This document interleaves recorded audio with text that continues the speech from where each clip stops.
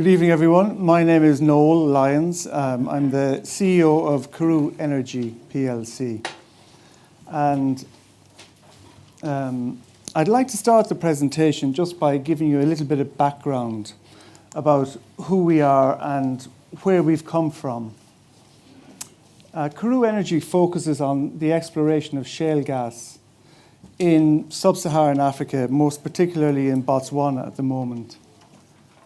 The company was incorporated 6 years ago now, and we've been working away very much under the radar in Botswana for the last 5 years. To be honest, we really stumbled upon the opportunities in Botswana for shale gas by accident.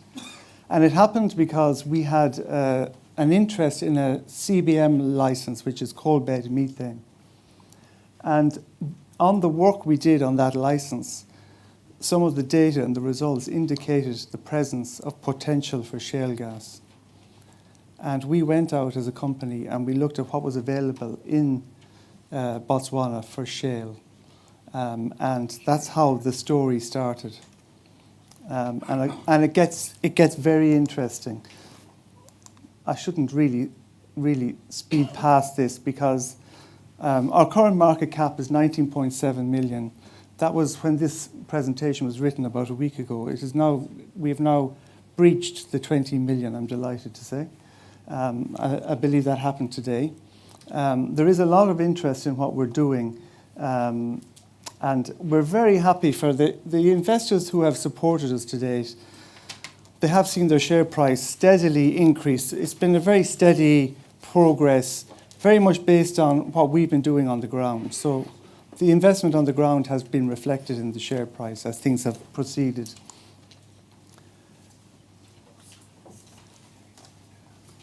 So I just want to explain a little bit about the background of why Botswana.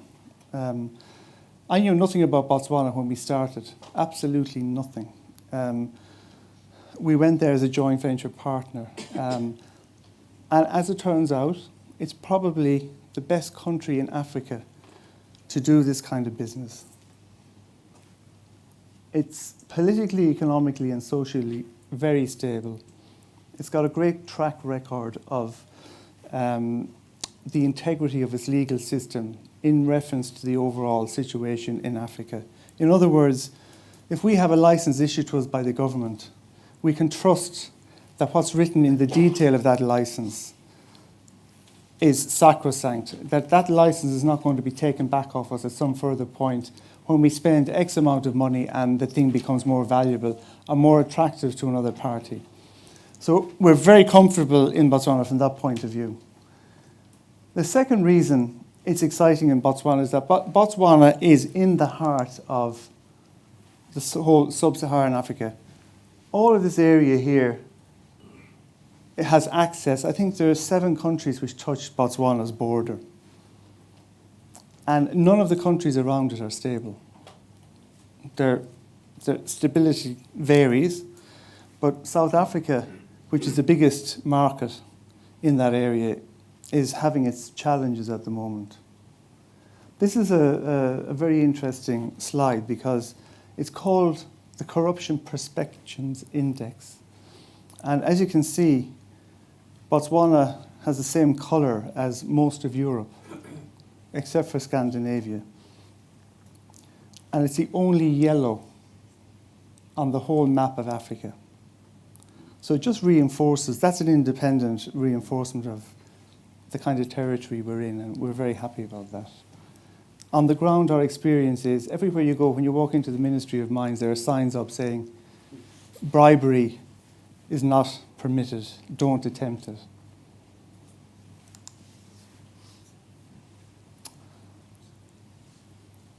In general, I'm not going to go through these in detail, you can read them in the presentation later. In general, the situation is the Botswana population is very well educated now, but they don't have work. And the reason they don't have work is because they can't attract industry. And they can't attract industry because they don't have energy. They import 100% of their energy at the moment from surrounding countries. mainly South Africa, who doesn't have enough to cover its own requirements. And all of the energy in South Africa at the moment is being generated from coal. So it's not a good situation. At any point, South Africa could pull the plug and leave Botswana with the lights out. And very often, I mean, I know we don't appreciate it here, but when you're down there and you go out for lunch, you might not have lunch because the lights just might go out, you know, and I've experienced that many times. They have one coal-powered power plant there. It was built by the Chinese, and it's had technical difficulties all its life. Just in the last 3 weeks, the Botswana government sold it back to the Chinese, and they basically said, fix it. But they've also lost several billion US dollars in the process. But more importantly, their energy security is really at risk. So the time is ripe for someone to come in and fix this problem. We have, at the moment, we have 4 shale gas licenses. They cover, I'm going to skip here because I want to show you, I think things look better in pictures.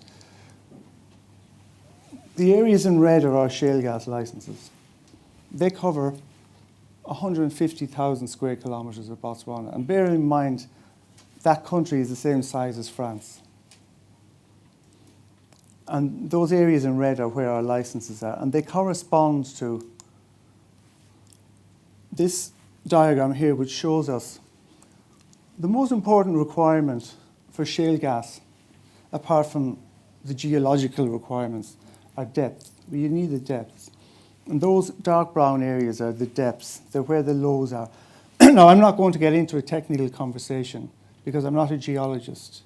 And I'll be the first to admit, the last announcement we had just before Christmas, written by our geologist, I had to read it several times before I could fully understand what it meant. Because when they speak geology, it's very difficult to follow unless you're from that field. But in simple terms, what it means is those areas are likely, if the geology is right, to produce shale gas. So it's our job to look for the data to prove that the geology is right. As a point of interest, this purple area here, that's the area relative to what we're covering here. That's the area in the US which is called the Barnett Sweet Spot. It's one of the biggest shale gas producing areas in the US, and that's the size of it. And if you compare it to the opportunities we have here, you can see there is potential. So let's assume we do find the gas and that we get it out of the ground. What would we do with it? Obviously, they have a huge problem with electricity, so we need to harvest the gas. And our plan is, at the moment, is to bring in mobile power plants, which are modular, so they can be built up from 10 megawatts up to whatever you want. It's just a matter of attaching on another one and producing electricity. And this electricity can be fed into the grid. And they have something in the whole of southern Africa which affects 7 countries. It's called the South African Power Pool. And that power pool basically distributes electricity to all of these 8 southern African countries. So they effectively buy and sell from each other. And it's a huge success. It's one of the huge successes, and it's not very well known worldwide. It's one of the huge successes of the cooperation between these countries. And that is a very general explanation of what happens next. You get the gas, what do you do with it? And what will that impact have on Botswana as a whole? The market, it's not up here, but the market for electricity is valued between 1.5 billion US dollars and 3 billion US dollars as it is today. And that's Botswana alone. So we, as a company, don't need a huge amount of that to get a reasonable return. And I just want to talk, because I'm running out of time and I tend to go on for too long anyway. So I want to talk about where we're at in our development today. So we have our licenses. We've done work on all of the licenses. I can provide data for anyone that's geologically minded. I can provide much more detailed data And if you have questions, I will attempt to answer them afterwards, but I may not succeed. We've been in the ground, we've proved what we suspected was right. In other words, our data tells us that this is ripe for shale gas. The next step for us is to prove that by extracting some gas. It's the next big step. What are we doing in order to... that's going to cost us money. So we need to do a fundraise soon. And in order to get ourselves well located on the ground, what we've decided to do is to find a strong technical partner. And in our hunt for a good technical partner, we've been approached by a group called Mitchell Group, who are out of Australia. It's a major fund. They have 350 to 400 million in a fund. They specifically focus on shale gas and unconventional gas exploration. That same company founded a company called Karoo Energy, who are also in Botswana. And they were the major investors in Karoo. And Nathan Mitchell was the non-executive chairman, I believe. He resigned a couple of months ago. They've now come over to us in the sense that they believe, in order to cover their risk, that the shale gas story is the more interesting story in Botswana. And we're delighted with that because they're bringing all of their technical experience. They've done most of the exploration already in country. They have their rigs there, they have the team there.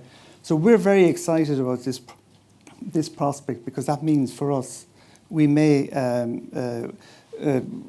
speed up the process because we don't want to bring in another company who's not worked there before, who doesn't have an understanding of the territory. And they also understand how the government works. They understand the whole process. So we're in the course of putting a deal together with them. They're not just going to come in as our technical partner, they're going to come in as an investor as well.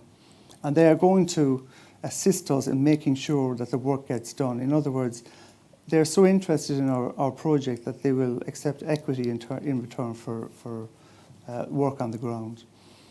This is a huge development for us. We're really, really excited about it because it underpins a lot of what we've been saying from the beginning. I'm going to interrupt you there, yeah. So we have time for a few questions Yeah. before we have to get on to the next company. So can I ask, do we have any questions, any hands? Gentlemen here, please. Can you just wait for the microphone? Thank you. Who are the customers for the gas? The government of Botswana will be the first customer. They have no electricity, so we produce electricity, sell the electricity to Botswana Power Corporation, who have already given us an offtake. But they're saying, you produce it, we'll buy it. What's the fastest time you think you could know if you got gas there? We know within 6 to 12 months for sure. In other words, we could have an estimated reserve by then. And so just for me, talk through quickly the 6-month work programme. Assuming you get the financing that you mentioned there and you got then the fundraise, what's the next kind of key steps and what sort of time frames you're hoping to complete them in? So based on the work we've already done, we know the areas within our vast area where we want to focus and concentrate. The data is there which indicates this is the best place to look. We're going to get down there deeper, go beyond 1,000 metres and bring back the sample so that we can verify this is what's there. And then the next step is to go down and have to start production. Okay. But that's a much longer process. But for us to verify the value of what's down there will take 6 to 12 months. It depends on how lucky we are. If we go down, we might be able to do it in the first hole. It might take several boreholes to make the final verification. And you'd hope on this funding to get the money to be able to do several holes if you needed to, rather than coming back to the market? Well, the beauty for us is that with Mitchell's as our partner, we keep working and they will effectively underwrite the work because they will do the work in exchange for equity if we don't raise the money. And that's why that's such a huge game changer for us. Okay, understood. We don't want them to underwrite the whole thing. We want to bring in more investment. And we do have people who have followed us to date, and they still want to participate. Do you have any other questions?